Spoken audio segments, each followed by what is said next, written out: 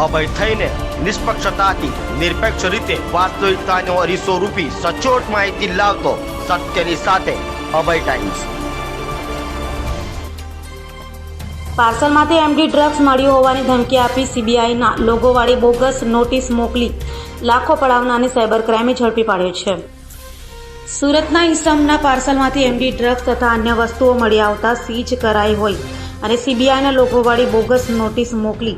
ખોટા કેસમાં ફસાવી દેવાની ધમકી આપી 9 લાખ ઓનલાઈન ટ્રાન્સફર કરાવી લેવાના ગુનામાં સાયબર ક્રાઇમની ટીમે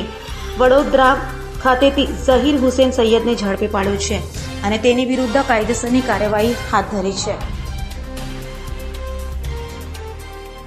संयुक्त police commissioner Shri crime branch Surat शहर तथा नायब police commissioner Shri crime branch Surat शहर सूचना थी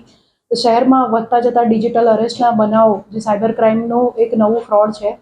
તે અંગે જરૂરી કાર્યવાહી કરવા તથા ભોગ બનનારને ન્યાય અપાવવા માટે જરૂરી કાર્યવાહી કરવા માટે સૂચના આપવામાં આવેલ હતી। તે અંતર્ગત સાયબર ક્રાઇમ પોલીસ સ્ટેશનની અંદર તારીખ 10 મેના રોજ એક ડિજિટલ અરેસ્ટ લગત એફઆઈઆર રજીસ્ટર કરવામાં આવી હતી, જેની અંદર કુલ 9 લાખ રૂપિયાનું સાયબર ક્રાઇમ ફ્રોડ થયેલ હતું। સદર ગુનાની અંદર ફરિયાદી અને તારીખ 9 એપ્રિલના રોજ તારીખ 8 એપ્રિલના રોજ સાંજે કોલ આવેલ હતો એક નંબર પરથી, જેમાં ફરિયાદીને એવું જણાવવામાં આવેલ હતું કે તમારા નંબરથી ને તમે જે એક પાર્સલ થાઈલેન્ડ મોકલ્યું છે એ પાર્સલની અંદર 4 કિલો કપડાં, 3 ક્રેડિટ કાર્ડ તથા 140 ગ્રામ એમડી ડ્રગ મળી આવેલ છે, જેથી તમારું પાર્સલ છે થાઈલેન્ડ પહોંચ્યું નથી અને હવે તમારે ક્રાઇમ બ્રાન્ચમાં હાજર થવાનું રહેશે। ત્યારબાદ ક્રાઇમ બ્રાન્ચનો સંપર્ક કરવા જણાવી એક નંબર ડાયવર્ટ કરવામાં આવ્યો અને એની અંદર ફરિયાદી સાથે વાત કરવામાં આવી ઇન્સ્પેક્ટર તરીકે ઓળખાણ આપીને, જેમાં અરજદારને ફરિયાદીને કહેવામાં આવ્યું કે આપ 3 મહિના સુધી જેલમાં જશો, તમારે અહીંયા ક્રાઇમ બ્રાન્ચમાં હાજર રહેવાનું છે। ત્યારબાદ સીબીઆઈ જરૂરી કાર્યવાહી કરશે એવું અરજદારને કહી પહેલા અરજદાર પાસે ટેલિગ્રામ ડાઉનલોડ કરાવવામાં આવ્યું। ત્યારબાદ ટેલિગ્રામની અંદર સ્કાઈપ આઈડીનું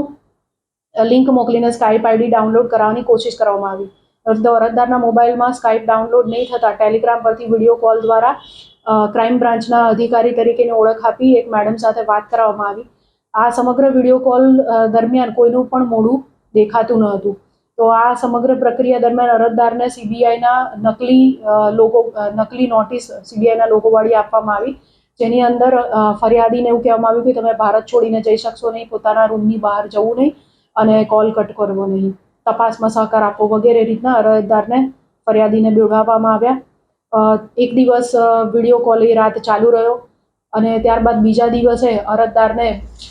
તેઓ જેન્યુઇન પર્સન છે કે નહીં એ ચેક કરવા માટે એમને બેંકમાં મોકલવામાં આવ્યા વિડીયો કોલ ચાલુ રાખીને, અને ફરિયાદી પાસેથી તેમના બેંકની અંદર માત્ર 15,000 રૂપિયા બાકી રાખીને તમામ બેલેન્સ તેઓ દ્વારા જે એક સિક્રેટ બેંક નંબર આપવામાં આવે એકાઉન્ટ નંબર તેની અંદર ટ્રાન્સફર કરવામાં આવ્યું, જેમાં અરજદારે વીને 9 લાખ રૂપિયા જેટલી મોટી રકમને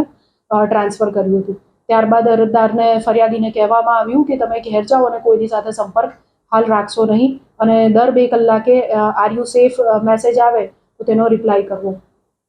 તારીખ 9ના રોજ પૈસા ટ્રાન્સફર કર્યા પછી પણ અરજદારને આ રીતે વિડીયો કોલ ચાલુ રાખવામાં આવ્યો હતો અને ત્યારબાદ તારીખ 10ના રોજ આખી ચેટ ડિલીટ થતા અને બીજી કાર્યવાહી કરવાનું અરજદારને ધ્યાનમાં આવ્યું કે પોતાની સાથે સાયબર ક્રાઇમ ફ્રોડ થયો છે અને એ રીતે તેઓ અહીંયા સાયબર ક્રાઇમ પોલીસ સ્ટેશનનો સંપર્ક સાધતા એફઆઈઆર નોંધવામાં આવી છે।